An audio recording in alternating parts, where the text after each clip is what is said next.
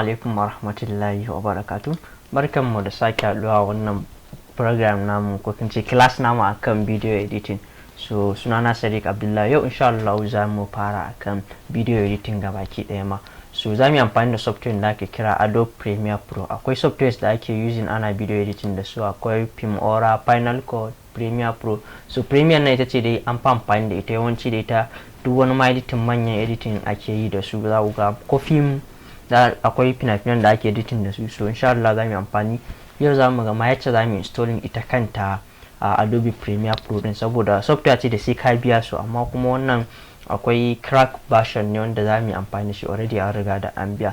So zan nuna mana steps din da za mu yi amfani da shi mu installing nata, sannan kuma zan a dropping link yace mutum zai je downloading. Akwai 2019, 2020, 2021 wacce za mu yi amfani da ita yanzu Premiere Pro CC ce kamar yadda kuke gani 2018.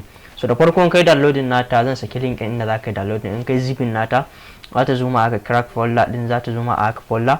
So za mu shiga ciki, da mun clicking za mu zo gun da aka rubuta setup din nan, to nan za mu yi installing. Ga cracks, wannan files ne kakku kuskura wani abin ya gudu ka ci. So za mu fara clicking setup din, ko ce kai downloading za ku ga dole sai kaga setup din nan. Akwai 2020, 2021 ko ne installation din ta daban.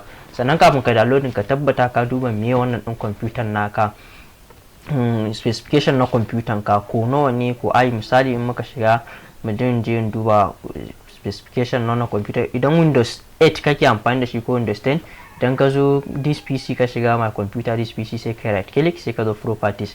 To za ga Windows 10 ya kawo maku gun properties daban, Windows 8 ma iri ɗaya ne da Windows 10, amma Windows 11 kamar wannan Windows da kuke gani za ga property din na gun control panel na property, system property in zai nuna maka daban.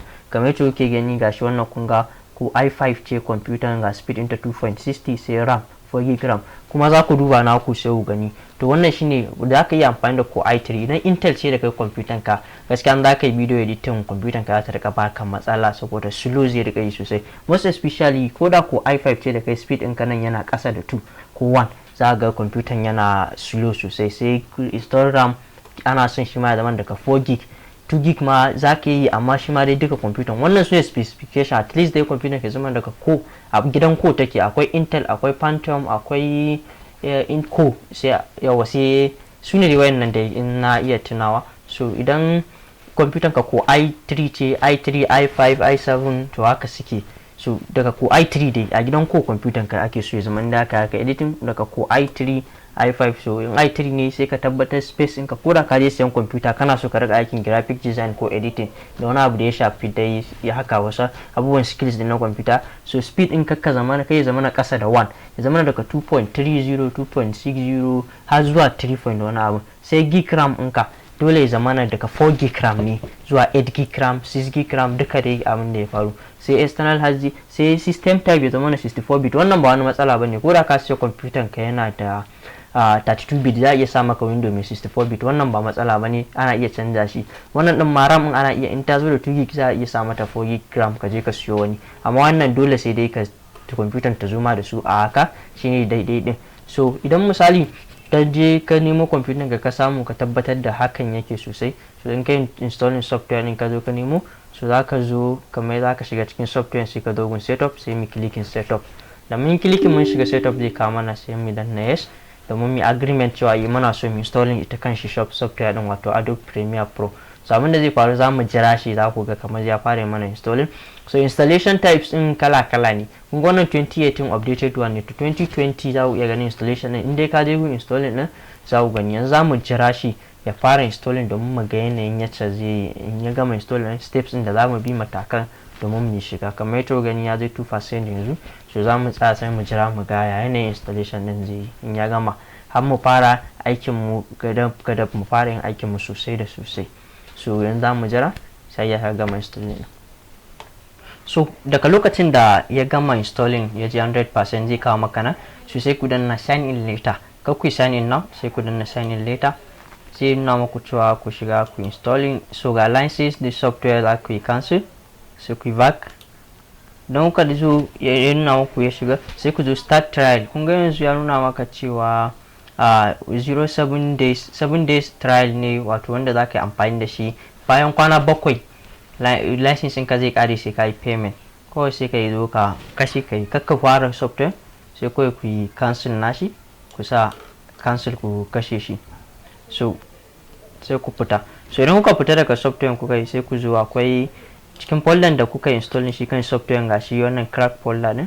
Dan ka zo gun crack folder sai ka shiga cikin crack din nan sai ka in kai opening cikin crack akwai wani wannan file din application extension amtilb nan .dll sai ka copy nashi. In ka copy sai ka zo nan copy, in ga copy so sai ka zo this pc ɗinka cikin this pc sai ka je local disk inda directory inda ka install software yake sai ka shiga.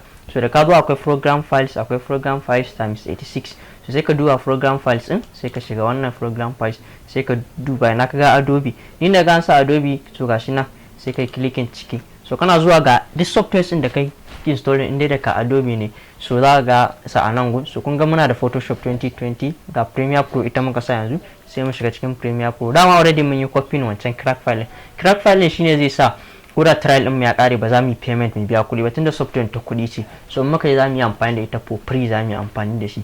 So kana zuwa sai kai pasting ka yi abin da ka sai kai right click sai ka danna paste gun kenan ka sauke shi. In ka danna paste zai ce ma ka yi replacing gun ko skip sai ka danna replace the file in the destination sai ka danna. So kana clicking za ka ga gun yana baka administrator permission sai ka danna continue. So daga lokacin da ka danna continue za ka jira kana jira zai yi replacing wancan file. To shikenan yanzu mai cracking software Adobe Premiere Pro za mu yi amfani da ita for long time unlimited using za mu yi amfani da ita ba tare da mun sha wani problem ba ko a ce sai mun biya kuɗi. So idan ka tabbatar da komai ka installing nashi ka gama ka je ka yi cracking software. So abin da yake faruwa sai ka zo ka duba idan ka ga ina software ka yake akan desktop idan bai zo ba sai ka zo start menu ɗinka. In ka duba shi za ka gani kun gan shi anan recently added ko da ba gan shi ba za ka yi zuwa gun search button idan window da yake amfani da shi akwai kana searching Premiere Pro. So kun ga Premiere Pro mu ya zo 2018. So insha Allah wannan shine full guide yace za ka installing Adobe Premiere Pro domin da ita za ka yi amfani ka video editing. Adobe Premiere Pro kamar universe ne su software ne kamar duniyar sa ne mai zaman kanshi in ka shiga ciki za ku ga abubuwa sosai. So anan za mu tsaya da wannan video na ku yace za a installing shi kanshi Adobe Premiere Pro din.